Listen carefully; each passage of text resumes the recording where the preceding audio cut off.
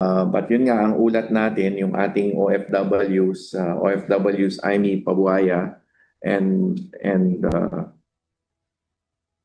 Aleli Tibay, yung ating dalawang OFW sa Hong Kong ay nahanap na kagabi mga alas 10:30 nakatanggap ng tawag yung ating uh, MWO Assistant Labor Attaché uh, at siya ay nakatanggap ng tawag sa ating case officer na merong nahanap yung dalawa at dinala sa isang police station sa Hong Kong, sa Shatin Police Station, at agad naman sinundo at yung dalawa at nung mga bandang hating gabi kagabi ay nakarating sa Migrant Workers Office ng Hong Kong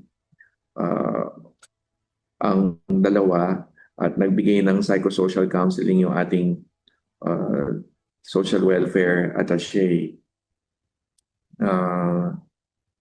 Ang ang ang napipinto ngayon is may medical check-up sila ngayong araw at merong na-terminate na sila sa kanilang employer.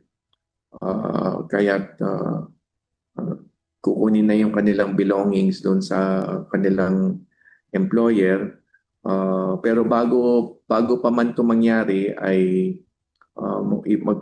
susubukan muna nilang magpaliwanag sa kanilang employer kung ano nangyari. At kasi according doon sa dalawa ay nawala daw sila due to while hiking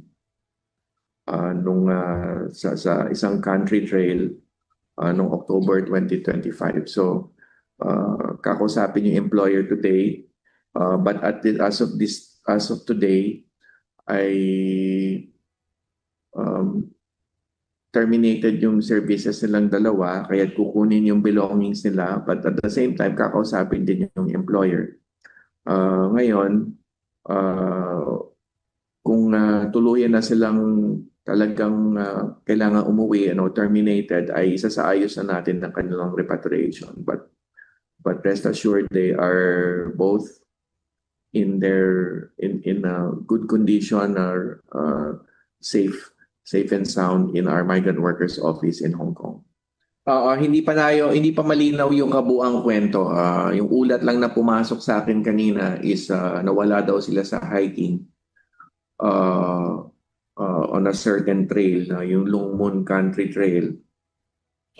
At yun lang, ginagather pa natin yung sapat na detalye, but for this morning siguro sapat mo lang na mauulat na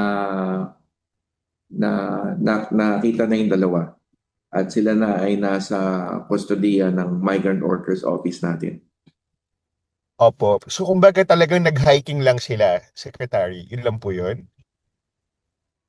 Well, yun ang sabi nila, yun ang version nila. Kaya lalo pa nating kakausapin yung dalawa tungkol sa detalye, then we will ask them to craft a salaysay, sinumpang salaysay. And then the other thing is yung nasabi ko kanina, nakausap na sila, nakadaw palad na sila ng ating social welfare attaché in the Migrant Workers Office.